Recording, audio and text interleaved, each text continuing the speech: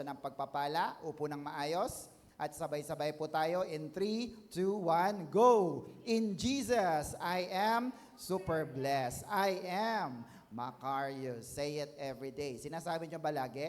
Yan, sapagkat ito yung deklarasyon ng pagpapala in your spirit, soul, and body. Alright, so let's move on. We're still under our theme for the 10th anniversary, Unstoppable Momentum, and our lesson title is entitled Killing the Giants, a challenge to take down every giant and be unstoppable. No? So part number 2 na po tayo. At kung kayo po ay bago sa ating YouTube channel or may mga kakilala kayo na gusto nyo makaalam ng ating channel, lambing lang po namin to please like, share, and subscribe. Amen po? Amen. So let's begin. Sabi po dito, everyone will face giants. No one is exempted. Kahit pastor ka, kay bata ka, kay bago ka sa church, lahat tayo ay haharap sa ating mga giants or higante. At isa sa dahilan kung bakit wala tayong momentum, sapagkat lagi silang nakaharang at hindi natin sila pinapaalis sa ating mga daraanan or sa ating mga ministry or goals. But God has given us the opportunity to prepare and take down those giants para pag napalayas na natin sila sa ating mga buhay, we become unstoppable. Sabi nga natin, unstoppable. Yan. Kaya kailangan mo talaga silang patumbahin or patayin sapagkat pag hindi mo ginawa yun, ang sabi ko last time, ikaw ang sasaktan, aatakihin at worse, papatayin ng mga giants na ito. But rest assured na kapag tayo po'y lumaban sa mga higante, tutulungan ka ng Diyos. Amen, mga kapatid? Tandaan mo po yan. Our key verse is 1 Samuel 17:47. Everybody, and everyone will know that the Lord does not need weapons to rescue His people. It is His battle, not ours. The Lord will give you to us. No? Ang laban na yan ay laban ng Diyos, hindi atin. Sabi ng King James sa baba, all this assembly shall know that the Lord saveth not with sword and spear, for the battle is the Lord's, and He will give you into our hands. No? So, now, pag sinabi nating killing or facing or fighting the giants, let's be realistic with that. Sapagkat, pag nilabanan mo ang higante o ang anumang malaking problema, imposible na maipanalo mo ito kung ikaw lang. Amen, mga kapatid? Amen po ba?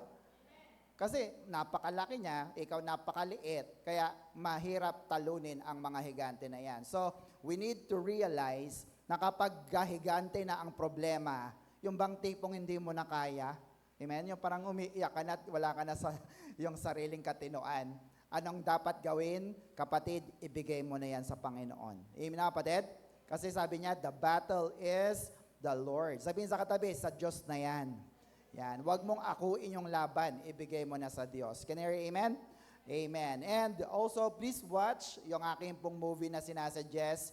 Yung ang title ay Facing the Giant. Sapagkat, sabi dyan, your job is to do your best, the best you can, and leave the rest to God. No? Ang mahalaga, gawin mo yung kaya mo, pero pag hindi mo na kaya, sabi ko nga kanina, ibigay mo na sa Diyos. Sa Diyos na yan. Amen, mga kapatid? Amen. So it's a highly recommended family movie for everyone. So please watch that. Napag-usapan na rin po natin last time, where do the giants come from? Saan nga ba galing ang mga higante? Ang first appearance nila ay nasa Genesis chapter 6 verse 4. Sabi diyan, the Nephilim were on the earth in those days and also latter. That was when the sons of God or the divine beings or angels had sexual relations with the daughters of human beings. These women gave birth to children who became famous and were the mighty warriors, no, of long ago. So, nagkaroon ng higante dahil ano daw, nakipag-asawa yung mga anghel or mga spirit beings sa mga anak na babae ng tao at nagbunga ng forbidden fruit at ito'y walang iba kundi ang mga Nephilim. Sabi nga natin, Nephilim. Yan. Sila yung mga giant na tumuya at nanlibak sa pangalan ng Diyos. Bakit? Ang kanilang pangalan na Nephilim is synonymous to power and violence. You get that, mga kapatid? Ang Hebrew word ng salitang Nephilim ay galing po sa salitang nafal, which means to fall, no? Malaglag or magkamali, magkasala. So they were literally the fallen ones. Bakit po? Sapagkat nagyabang sila sa Diyos eh. Bakit sila nagyabang? Kasi nga malalaki, malalakas, makapangyarihan.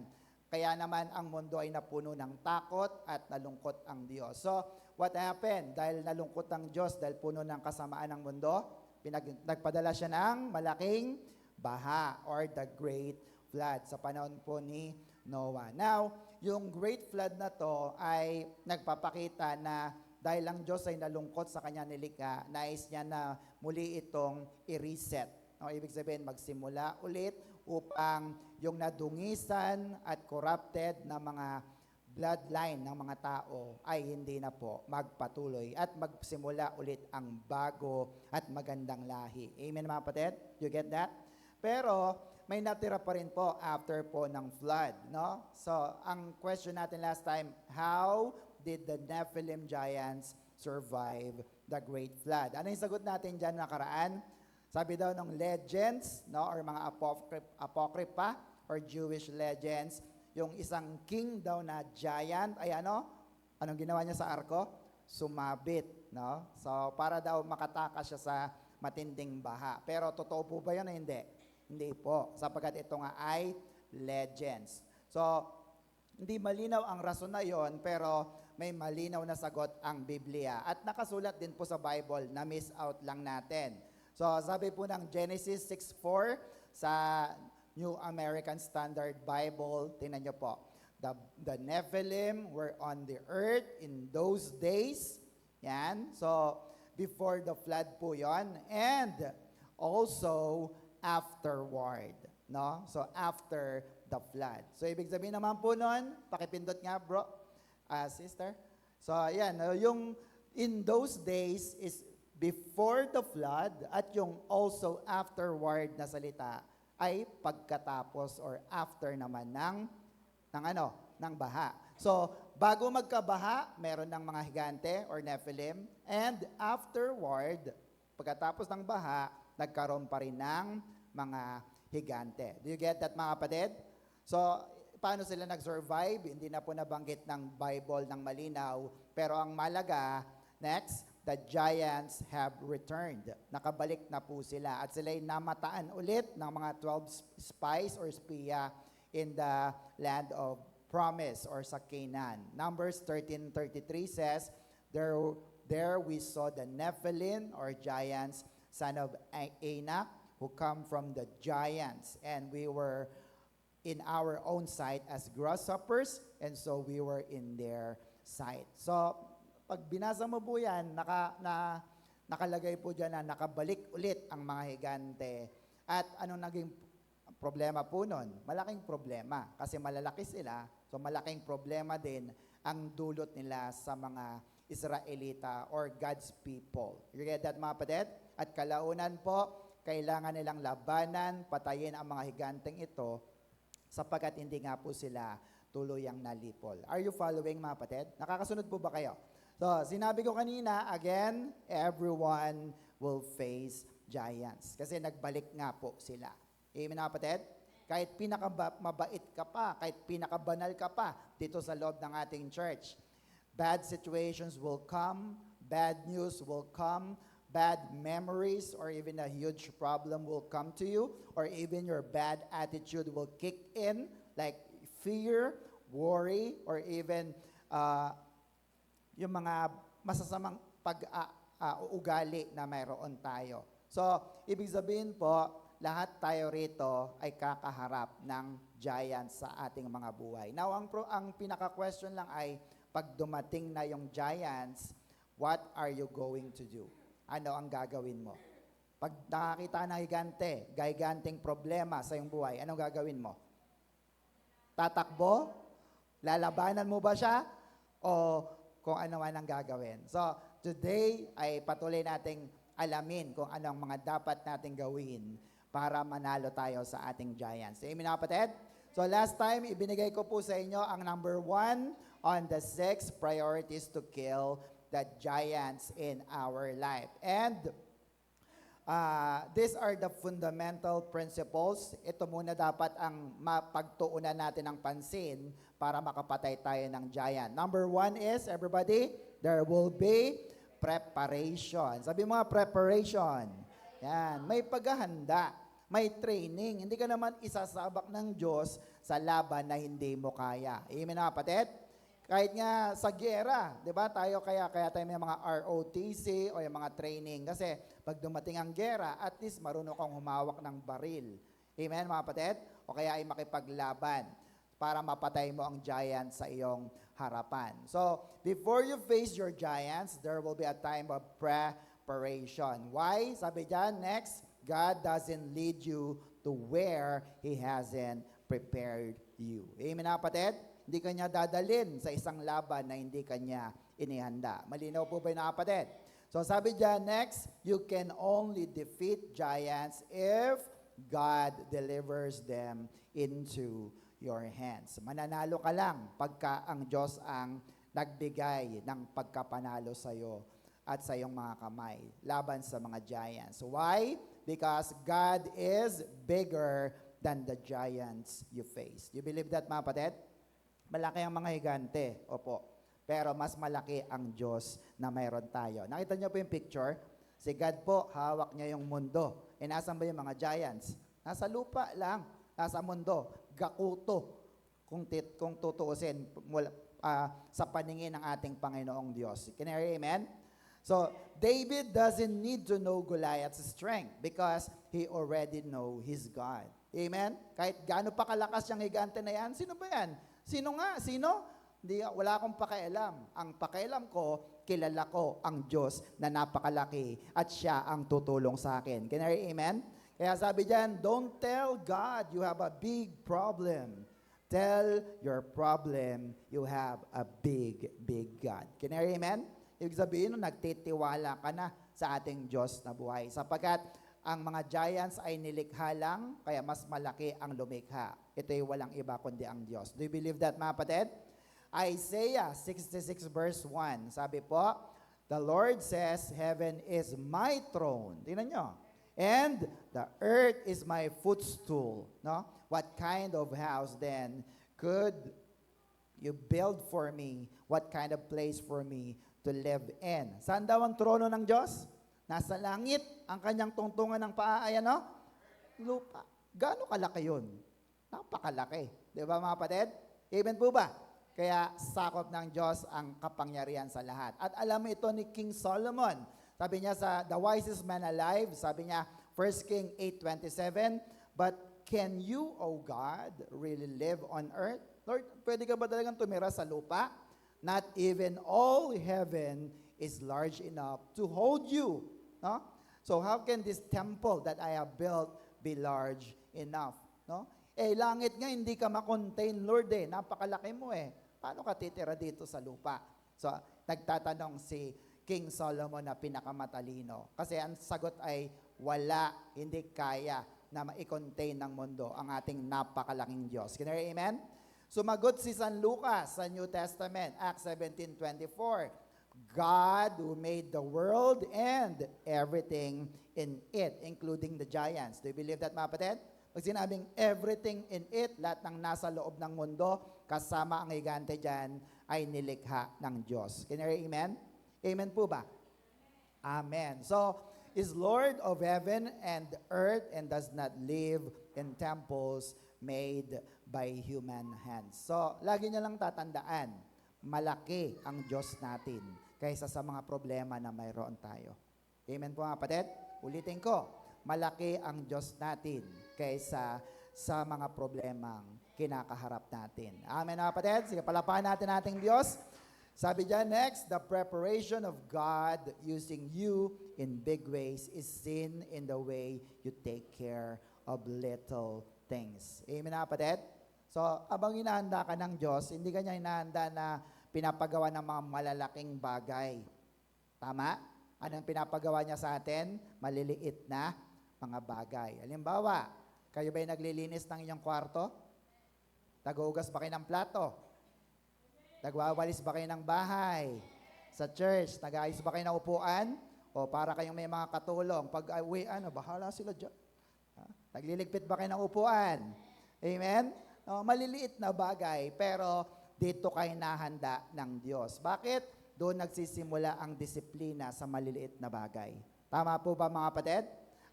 Sabi po ng isang Navy SEAL, isa pong Navy na si William McRaven, sabi niya, if you want to change the world, ano sabi niya? Make your bed, no? Start off by making your bed, no? So nagtitiklop po ba kayo ng higaan? Totoo 'yan. O kanina lang. Dapat consistent. Sabi sa katabi, consistent, no? Nagtutupi ba kayo ng kumot? Malalaman 'yan. So start in small things sapagkat sa loob ng church, yung simpleng pagkamay mo, yung pag-aayos natin ng upuan, no? Minsan yung iba parang wala lang pake, pero tinitignan ng Diyos yan. Bakit? Anong prinsipyo ng Diyos? Luke 16:10, ang mapagkatiwalaan sa maliit ay mapagkatiwalaan sa malaki. No? Sabi yan, start in small things. Amen po ba mga kapatid? Amen. At di ba nung nakaraan, sinabi ko po, ang nakapatay kay Goliath ay hindi malaki at magiting na warrior. Sino nakapatay sa kanya? Isang batang maliit, si David. At sabi ko rin last time, yung 4 pa na mga kapatid niya, mga kabataan din or mga young men ang pumatay sa kanila. Bakit po kaya? No? Napaisip din ako, bakit kaya mga bata ay nakakapatay sa napakalalaki? Bakit? Sapagkat habang bata pa, doon nagsisimula na ma-develop ang faith ng isang tao. Amen, kapatid? Habang bata pa yan, doon mo na itinuturo na lagi siyang magtiwala at magtiwala sa Diyos. Kaya pag lumaki na po siya, kaya niya nang harapin ang mga problema sa kanyang buhay. Kinari, amen?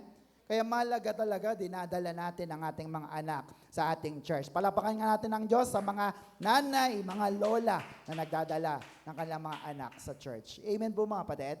Bakit? Ano ang mungkahin ng ating Panginoon sa Bible? Proverbs 22 verse 6, train a child in a way he should go, and then when he is old, he will not turn from it. Sa Good News Bible, teach children how they should live, and they will remember it all their life. Sino daw ang tuturuan? A child or a children. Pag malaki na yan, mahirap nang turuan yan. Kaya habang bata pa, turuan mo na, mag-pray ka. Masakit ulo mo, sabi mo, in Jesus' name, wala na. Opo, yung mga anak po namin, ganyan. No? Kaya matindi po ang kanilang mga pananampalataya. Anumang sakit karamdaman, kaya nilang palayasin sa pangalan ng ating Panginoong Hesus. Shout, Amen. Hallelujah. So sabi dyan, next, God prepares you for where He leads you. No? Brothers and sisters, kaya mong patayin, kaya mong talunin ang pinakamalaking giant sa iyong buhay if you are prepared. Amen na kapatid? Kung ikaw ay handa. Alright? So let's move on. Number 2. Yan, tatapusin po natin to. The number 2 on 6 priority is, there will be, next po, there will be giants. No? So, hindi ka naghahanda para sa wala. May kalaban. Sabi sa katabi, may kalaban. At sure po yan. Darating yan, haharangan ka, pipigilan ka, paiiyakin ka, hanggang sa umayaw ka na. Amen na kapatid? Kagaya ng giant of worry, no? Family problem, conflicts, no? Sakit sa mga mahal sa buhay. Diba? Giant po ba yun mga kapatid? Even death, no? Utang, tragedy, addiction, anger, or rejection and failure. Brothers and sisters, darating yan. Kaya dapat ay naghahanda tayo. Amen po mga kapatid? Now, there will always be a giant. May higante. Bakit? Kung walang higante, wala kang papatayin. Wala kang lalabanan. Kaya dapat maintindihan mo, mayroong darating na problema. Amen mga kapatid? Amen po ba? Now, ang bisyo ng mga higanteng ito ay sigawan ka, hamunin ka, at pabagsakin ang iyong buhay. Amen na kapatid? They will tell you a lots of lies. Ala, wala ka nang magagawa. No? Hindi ka na asenso. Hindi ka naggagaling. Hanggang dyan ka na lang. And a lot of horrible stories ang ipapasok niya sa iyong tenga at sa iyong isipan. Alam niyo po yung kanta na The Voice of Truth? And the voice of truth tells me a different story. The voice of truth says, do not be afraid. No? Kasi ititempt ka ng demonyo, ng giant, at iinisin ka niya, kagaya ng Goliath sa ating mga buhay. Amen po ba? Sabi ng 1 Samuel 17, 8-9, Goliath stood and shouted at the Israelites, "What are you doing there? Line up for battle. I am a Philistine, you slaves of Saul. Choose one of your men to fight me. If he wins and kills me," anong mangyari? "We will be your slave. But if I win and kill him, you will be our slave." Pag napatay mo ako, no, alipin nyo kami. Pero pag natalo kita, o kung sino man yan, kayo ang magiging alipin namin. So, fair yung kanyang challenge. But the question is, next po, what are your giants saying to you? Hello? Ano yung isinisigaw sa'yo ng higante mo? That you are not qualified for the job, that you are not good enough, na wala ka nang mararating, hanggang dyan ka lang. Naririnig mo ba yon na sinisigaw ng iyong higante? Hindi ka na makakapagtrabaho, hindi natataas ang sahod mo, hindi ka na makakaahon sa iyong mga utang, ang iyong marriage life ay bagsak na, you are losing your family and your kids, your life is a mistake, no? You are a joke, sasabihin pa ni Satanas sa iyo, no? Anong ginagawa mo dyan? Pa-hallelujah, hallelujah ka pa? Are you with me, mga kapatid? Sino sa inyo minsan nakakarinig ng ganyan? Kaya minsan, ayoko na mag-church. Bakit? Nakakahiya kay Lord. Tama ba, mga kapatid? So what are your giants saying to you? Brothers and sisters, listen and believe to the voice of truth. That is none other than the Word of God. Amen, kapatid? And if you listen to the Word of God, God will tell you a different story. Kung sinabi ng doktor na maiksin ang buhay mo, sasabihin ng salita ng Diyos, ikaw ay mabubuhay ng matagal at magkakaroon ng mahabang buhay. Shout Amen. Palapakan natin ang ating Diyos na buhay. Are you still with me? Amen. Look at the scripture. 1 Corinthians 10:13. Every test that you have experienced is the kind that normally comes to people. But God keeps His promise. Anong promise niya? And He will not allow you to be tested beyond your power to remain firm. No? And at the time you are to put to the test, look at that. He will give you the strength to endure it and power to remain firm. He will give you the strength to endure it and so provide you with a way out. No? Tingnan niyo po yan. Ano yung pangako? Hindi ka niya susubukin. Lampas sa iyong kaya. Kung ang kaya mo lang ay 10 problema, hindi ka niya bibigyan ng 11 problema. You get that, mga kapatid? At pag sinubok ka na niya, tingnan niyo ang pangako, bibigyan ka niya ng power. Papalakasin ka niya. Amen, mga kapatid? At kung medyo naiipit ka na, anong sabi? God will provide you a way out. Amen, mga kapatid? Amen po ba? If the enemy burns the building, God will provide a fire exit. You get that, mga kapatid? Papalabasin ka ng Diyos dyan kasi iingatan ka ng ating Diyos na buhay. Amen, mga kapatid? Actually, sige, palapakan natin ng Diyos. Itong kanta na to, 1 Corinthians 10:30, ginawan ko po yan ng kanta nung ako'y high school pa. At ang tono niyan ay parang boy band. No? Pero hindi pa natin nakakanta dito yon eh. Ang sabi dito, sasamahan ka niya at ilalampas ka ng Diyos sa iyong giant. Bakit? Para makalabas ka sa mahirap na sitwasyon ng iyong buhay. Do you want that, mga kapatid? Gusto niyo po ba yon? Na feeling mo wala nang pag-asa, bigla na lang may makikita ka, Lord, salamat, tinulungan mo ako. Amen po ba, mga kapatid? Kayo ba'y nakakarinig ng mga patotoo na may isang tao na nakalampas sa kanyang kahirapan?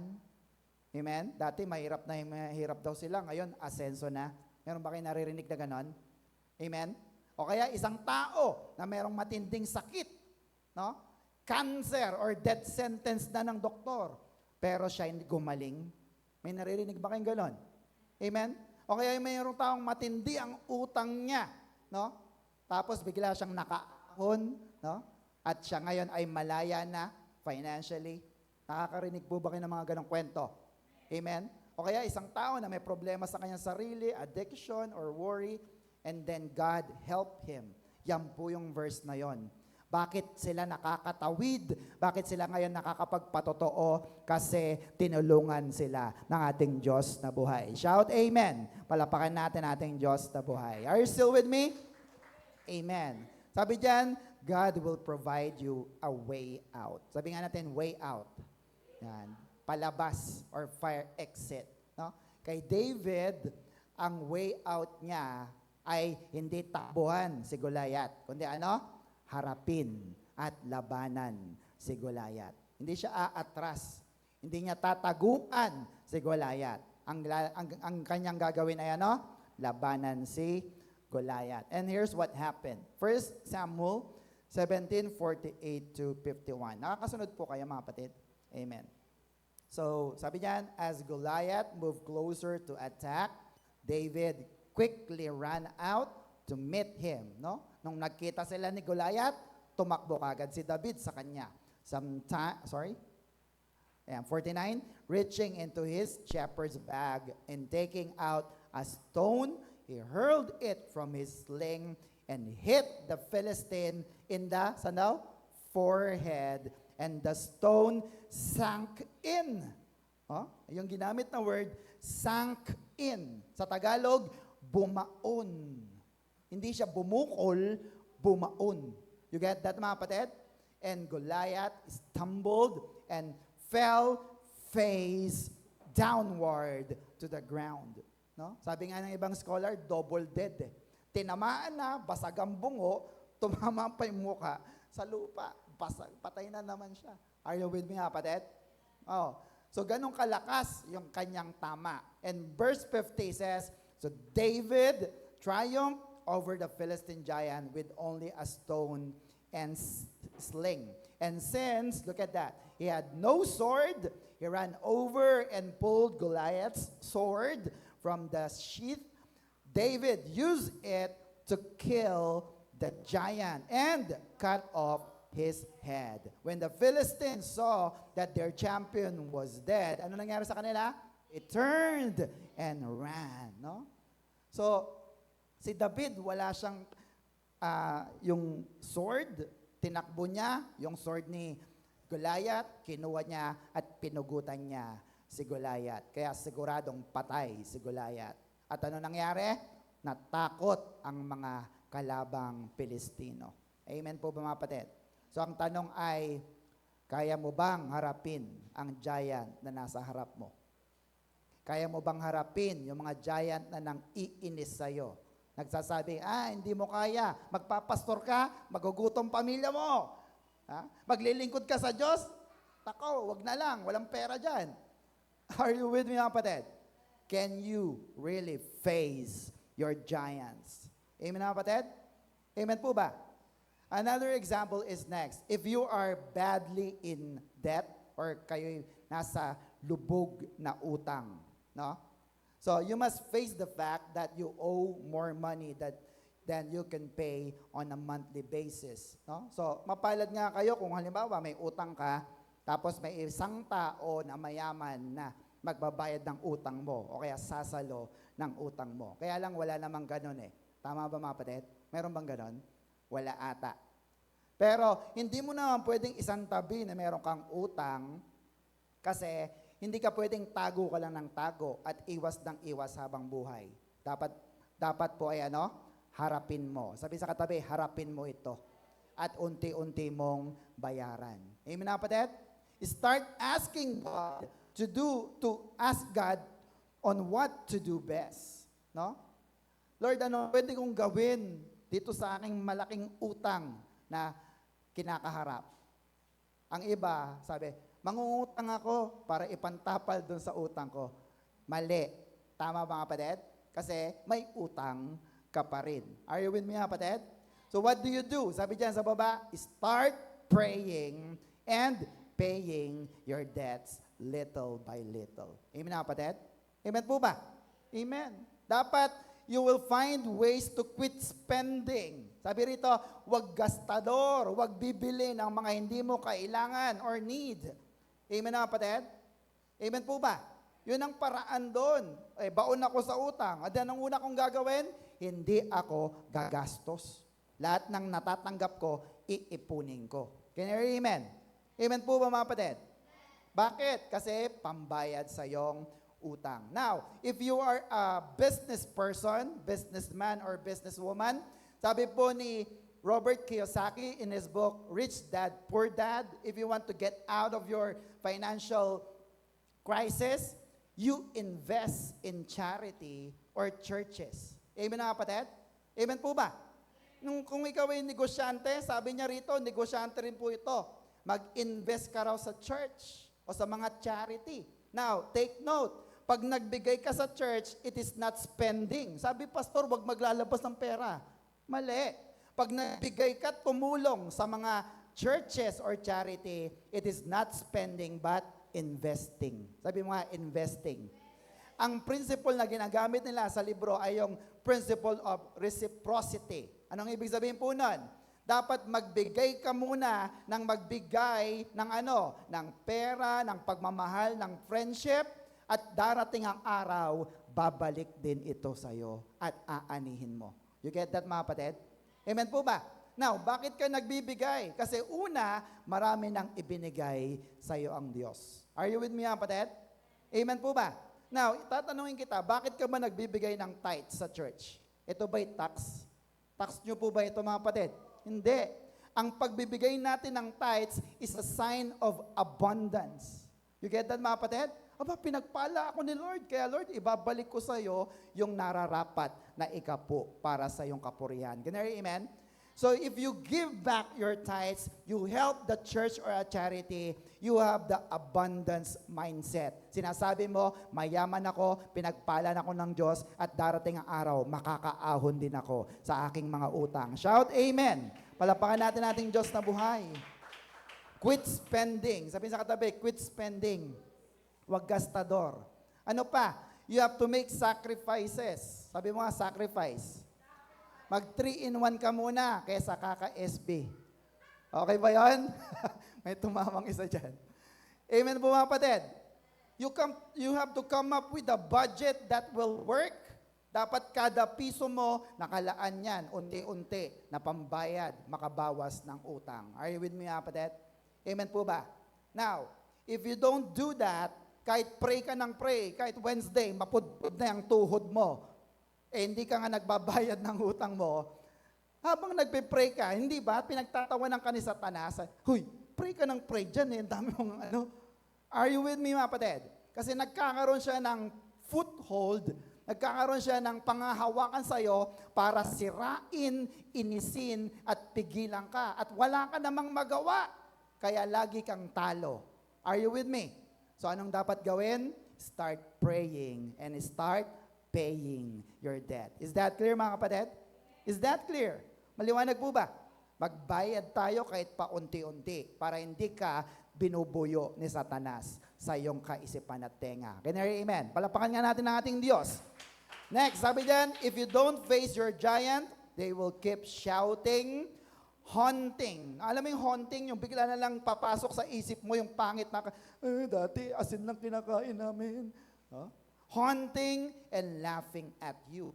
Now, kung ayaw mong pinagtatawanan ka ng demonyo, ng mga giants mo, harapin mo sila ng may lakas mula sa Diyos. Can you hear amen? Anong sabi ng pangako ng Diyos? Joshua 1:9, have I not commanded you? Utos po ito ha. Be strong and courageous. Do not be terrified. Do not be discouraged, for the Lord your God will be with you wherever you go. No, ano sabi? Be strong and courageous. Be strong plus courageous. Dapat magkasama yan. Amen na kapatid? Amen po ba? Kasi yung iba nga, strong, pero hindi naman courageous. Takot. Alam mo naman na malakas ka, pero bakit hindi mo nilabanan? Ay, ako eh. No? Mali pa rin. Are you with me? Amen po ba? Alam mo naman na kaya mong tumugtog. Alam mo naman na kaya mong magpakanta. Alam mo naman na kaya mong magbigay. Pero hindi mo ginagawa because you don't have the courage. Brothers and sisters, ang kaba na yan at ang hiya na yan ang magpapabagsak sa'yo sa iyong laban sa higante. Can I hear amen? Amen. So again, sabi pa, 2 Corinthians 4:8-9, we are pressed on every side by troubles, but we are not crushed and broken. We were perplexed or in doubt, but we don't give up and quit. Hindi kami sumuko. We are hunted down, but God, look at that, God never abandoned us. Hindi kami iniwan ng Diyos. Maganda yan. We get knocked down, bumagsak, but we get up again and keep going. No? Brothers and sisters, move forward. Amen na kapatid? Move forward and listen to the voice of truth, the Word of God, that will tell you a different story. Kasama mo ang Diyos, hindi Kanya pababagsakin. Amen? Amen po ba? Romans 8:31, what then shall we say in response to this? If God is for us, pag ang Diyos ay kampi sa'yo, who can be against us? Yung who na yan, kasamang giant dyan.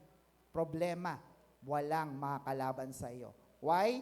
Nung sinulat ni Pablo ito, alam niya that he has a very, very big God. Amen po ba mga kapatid? Palakpakan natin ating Diyos na buhay. Sabi mismo ng ating Panginoong Jesus, naniniwala ba kayo kay Lord Jesus? Yan, John 16 verse 33. I have told you all this so that you may have peace in me. Kanino? In Jesus. Here on earth, you will have many trials and sorrows. No? Kayo ba'y nasa earth pa? Sino po yung mga nasa earth pa? Taas nga ang kamay.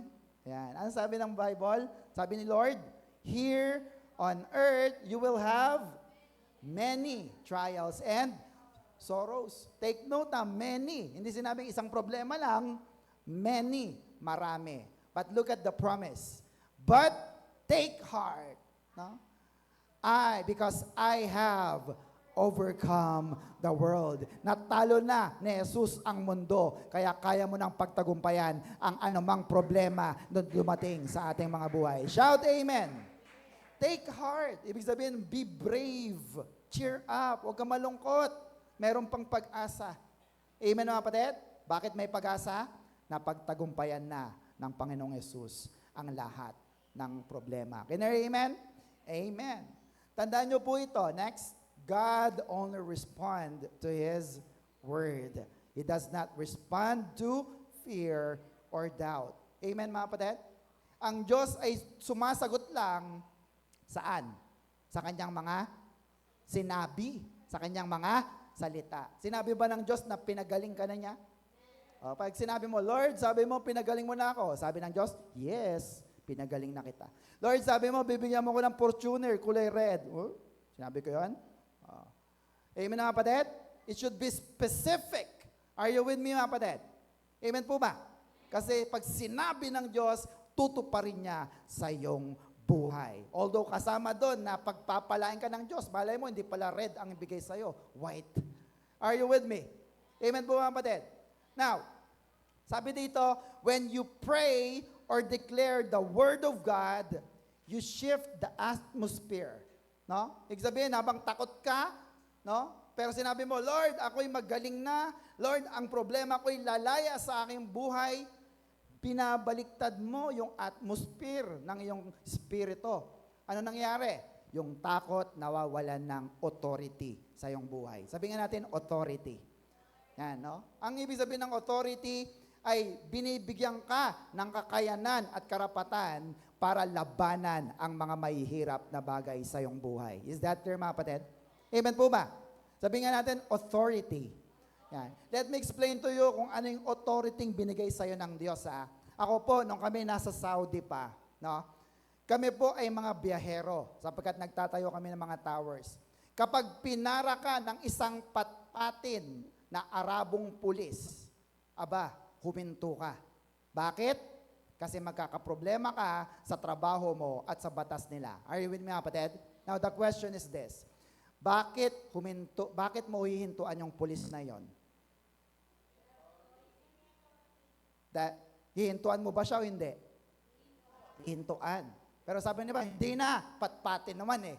Pero bakit mo hihintuan kahit patpatin siya? Because of the authority na binigay ng bansa niya sa kanya. Amen? Ganon din si Lord. Binigyan kanya ng authority. Kaya anuman ang utusan mo sa iyong sarili, mangyayari sapagkat susunod si Satanas at mas malakas ang Diyos na mayroon tayo. We have a big, big, and powerful God. Shout amen. Palapakan natin ang Diyos na buhay. Are you still with me? Ganon din sa parents natin. Sumusunod ba kayo sa mga parents nyo? O sabi na ba, hindi kami masyadong sumusunod eh. Anong nangyayari? Nawawala ang blessing. Are you with me, kapatid? Sa mga teachers nyo, sumusunod ba kayo, mga estudyante? O, di ba? Pag hindi kayo sumusunod, anong nawawala? The favor from your professors or teachers. So, respect their authority. Now, nung si David ay lumaban kay Goliath, meron siyang authority binigay. Not just authority, but divine authority. Sabi nga natin, divine authority. Makalangit na kapangyarihan. At anong nangyari? Let's look back at the epic battle ng dalawa. 1 Samuel 17:45-47. Sabi niyan, David shouted in reply. Sumigaw din. Sinigawan siya ni Goliath, sumigaw din siya. You come to me with sword, spear, and javelin. Alam niyo yung javelin? Sibat. Yan. But I come to you in the name of the Lord Almighty, the God of the armies of Israel, whom you have defied. No? Sinigawan niya rin ang higante na yan. No?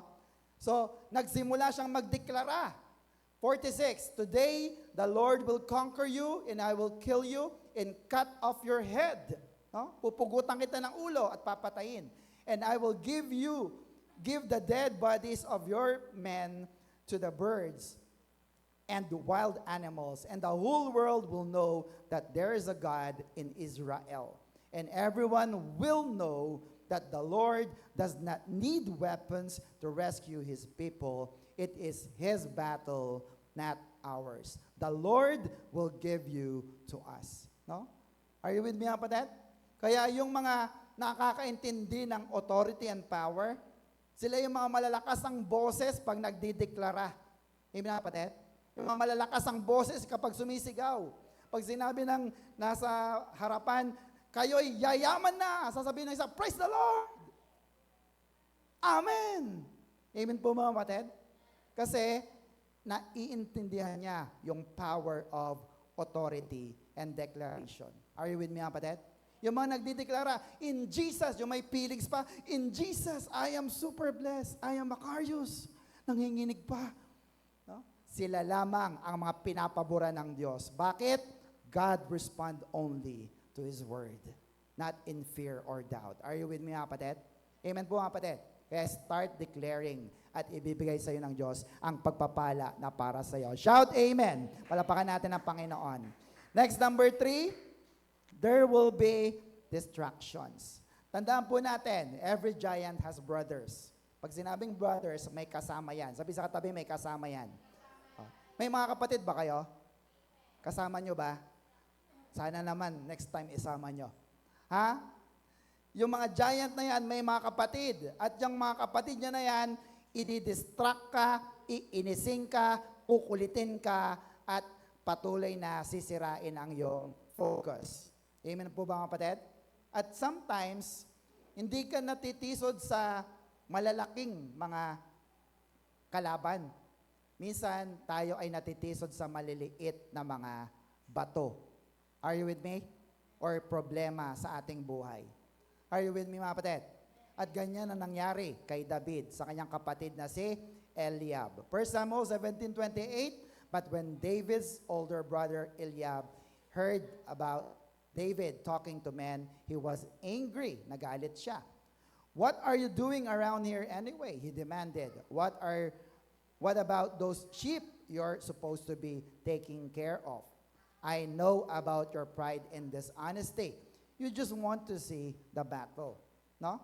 So, itong oldest brother ni David, ang pangalan ay Eliab, is his distraction. Pinapauwi siya, uwi ka na. Gusto mo lang manood ng laban eh. Pinagpapastol ka, nandito ka. Sa palasak na salita, nagbubulakbol ka na naman. Are you with me, kapatid? Pero si David, look at this. Alam niya kung sino ang tunay na kalaban. Hindi yung kapatid niya. Ang tunay na kalaban ay sino? Si Goliath. Are you with me, kapatid? Now, listen to me closely. Minsan, inuubos mo yung lakas mo para labanan yung kapamilya mo, kapatid mo, asawa mo, or even kapatiran sa church. Tama ba, mga kapatid? Pero ang totoo, hindi sila ang kalaban. Sabi sa katabi, hindi ikaw ang kalaban. Amen, mga kapatid?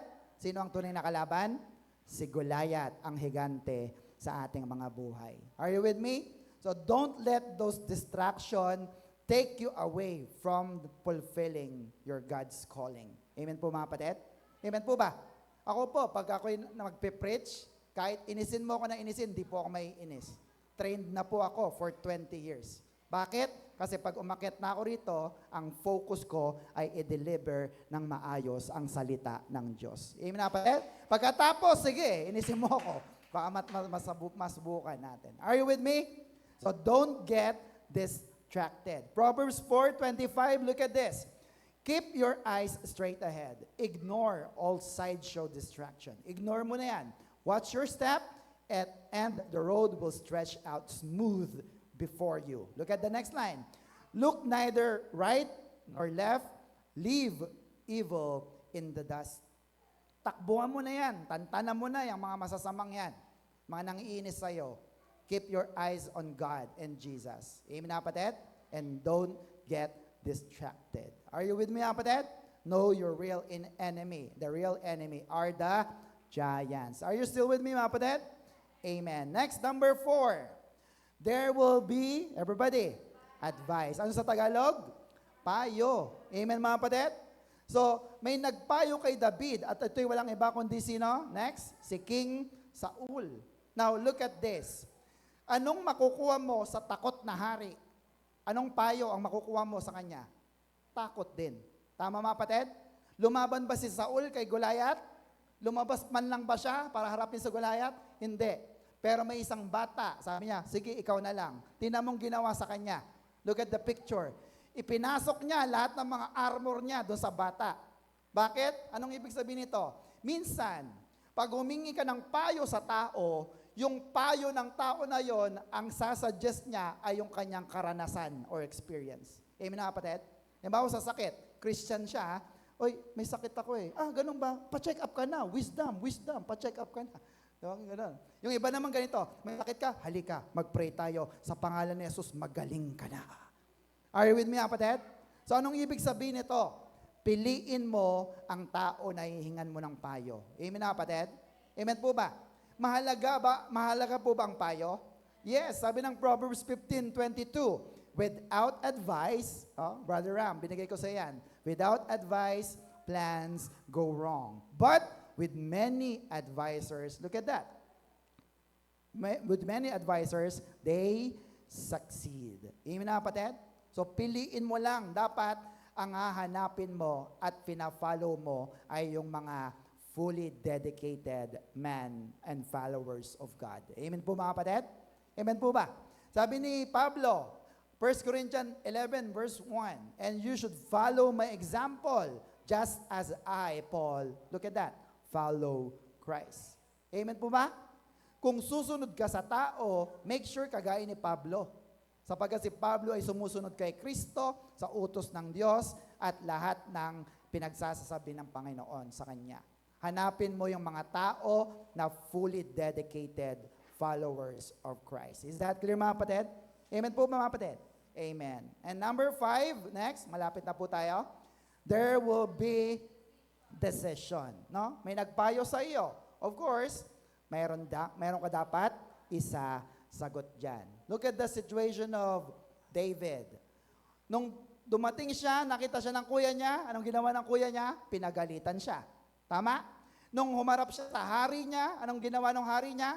Pinasuot sa kanya yung armor na hindi naman kasya sa kanya. At nung nakita niya si Goliath, pinagtawanan din siya ni Goliath. Down na siya. Tama mga kapatid? But David make a decision. 1 Samuel 17:42, when Goliath looked at David and saw that he was only a boy, yung bata, tan and handsome. Hindi ko alam ba't sinama yung description na yan, gwapo raw. He looked down on David with disgust. Naumay siya. Na-insulto. Yan ba? Ang lalaban sa akin? Paslit? Bata? No? Now, nanindigan si David kahit maliit siya sa kanyang pananampalataya. Are you with me, kapatid? Kaya sabi ni Arthur W. Pink, the one who is walking in faith must not expect to be popular with men. Are you with me, kapatid? Yung mga lumalakad sa pananampalataya, wag kang umasa na papalakpakan ka ng kapitbahay mo. Praise the Lord, praise the Lord. Hindi ka ganun sila.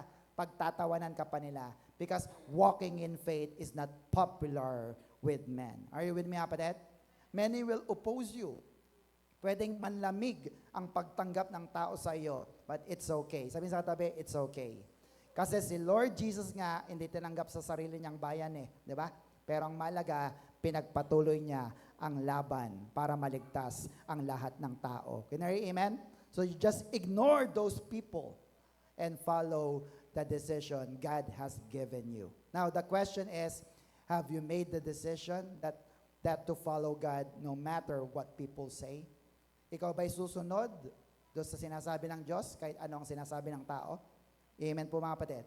Amen. And finally, number 6, dito po tayo magtatapos. There will be, victory. Palapakan naman natin ating Diyos na buhay. Ito yung pinakamasarap, the sweet success and victory. Bakit? Bakit may victory? Next, the God behind you is stronger than the giant in front of you. Amen po ba mga kapatid? Malaki ang Diyos mo. Kaya tagumpay ang Diyos mo, tagumpay ka na rin. Amen po ba mga kapatid? Remember, next, there is no victory without a battle. Paano mo nasabing nanalo ka? Hindi ka naman lumaban. Are you with me, kapatid? Para masabi mong nanalo ka, labanan mo ang iyong mga giants. Paano tayo lalaban? It is a spiritual battle or warfare. Ephesians 6, verse 10 to 13.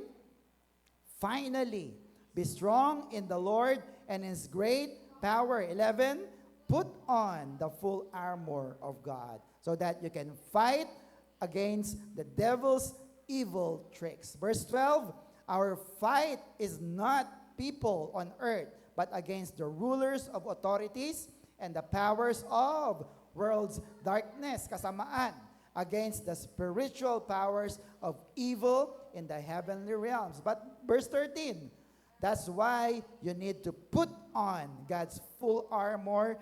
Then on the day of evil, you will be able, look at that, to stand strong. And when you have finished the whole fight, you will still be standing.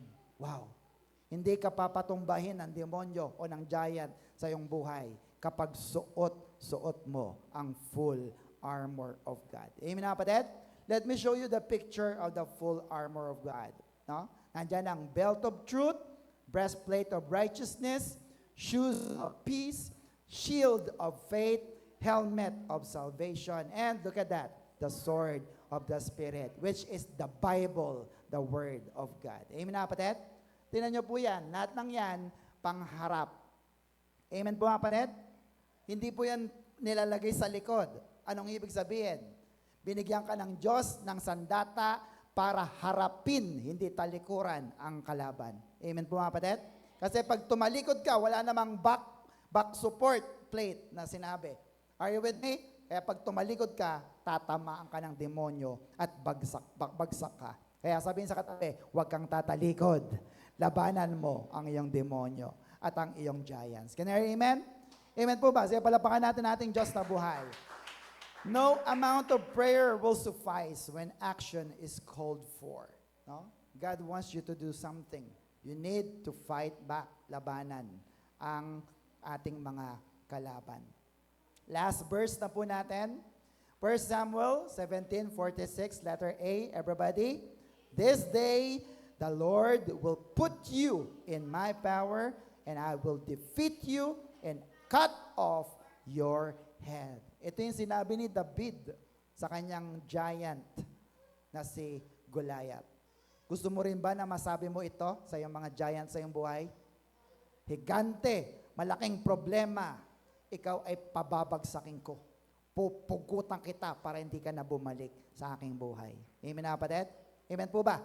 And when you do that, God will give you your victory. Tandaan, last na po, next. When God acts, giants fall. Isa pa nga po, when God acts, giant fall. Amen na kapatid? So, are you ready to kill some giants? Handa na ba kayong patayin yung 5 giant na ating po kakaharapin? So, to be continued po yon next time, pag tayo po nagsama-sama ulit. Patutumbahin natin ang unang giant sa ating buhay. Can you hear amen? Amen. So, may natutunan po ba kayo? Yan, tayo po tayong lahat, and let's have a quick recap on the six priorities to kill the giants in your life. Number 1, everybody, there will be preparation. Number 2, there will always be giants. Number 3, there will be distractions. Number 4, there will be advice. Number 5, there will be decisions. And number 6, there will be victory. Yan ang pinakamaganda. Amen na kapatid? And our Macarius Challenge ay yung pa rin, face your giants with God by your side. Amen po mga kapatid? Harapin mo ang mga problema na yan, gaano man kalaki. Pero isama mo ang Diyos. At sigurado, kakaripas ng takbo, anumang giant o problema sa iyong buhay. Can you hear amen? Shall we pray? Hallelujah. Ama naming Diyos, salamat po sa matagumpay namin na service for today. Thank you for giving us more of your wisdom and knowledge from your word. Thank you for all these 6 pointers and priorities, fundamentals that we can use on how are we going to kill and attack the giants in our lives. Sapagkat hindi kami papayag na matalo, Panginoon. Kami ay laging mananalo sapagkat kasama ka namin, Panginoon. Kaya Lord, ang mga anak mong naririto, turuan mo po kami na palaging magdeklara, kagaya ng sinabi ni David, ikaw ay pababagsakin ko, higante, at pupugutan kita ng ulo, nang sa gano'n na hindi ka na bumalik pa sa aking buhay. Lord, that's our declaration to every problems, every bad circumstances na nangyayari sa aming buhay. Even in our debts, Lord, sa mga utang, sa mga masasamang bisyo, mga matitinding problema sa aming pamilya, Panginoon, dinideklara namin na panalo na kami and we have the victorious life dahil po kay Kristo. Salamat po ng marami, Ama, sa tagumpay na pinagkaloob mo sa amin sa krus ng Kalbaryo. At patuloy, Ama, nasama mo po ang bawat mga anak mo as we continue to kill the first giant on our next meeting. Salamat po. Ito ang aming samot panalangin in Jesus' name. And everybody say, Amen and Amen. Palapakan po natin ating Diyos na buhay. Ano po ulit ang ating Macarius Challenge? Everybody, face your giants with God by your side. Amen po mga kapatid? Are you blessed? Super blessed. At kung kayo po'y na-bless, ay pagpalain po natin ang ating Panginoon through grace giving. To God be all the glory. Amen po.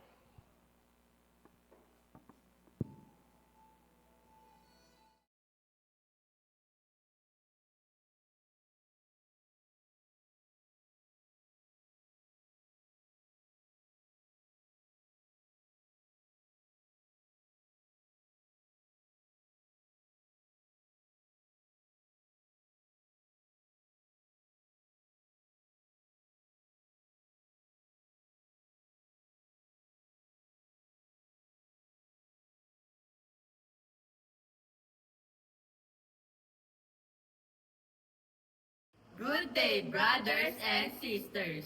May natutunan po ba tayo sa ating lesson? If yes, ilagay sa comment section. At kung nagustuhan mo ang video na ito, you can find more like this in our YouTube channel, The Master Teacher BS. You can like, share, and subscribe. See you on our next videos. Stay super blessed and stay Macarius. Bye!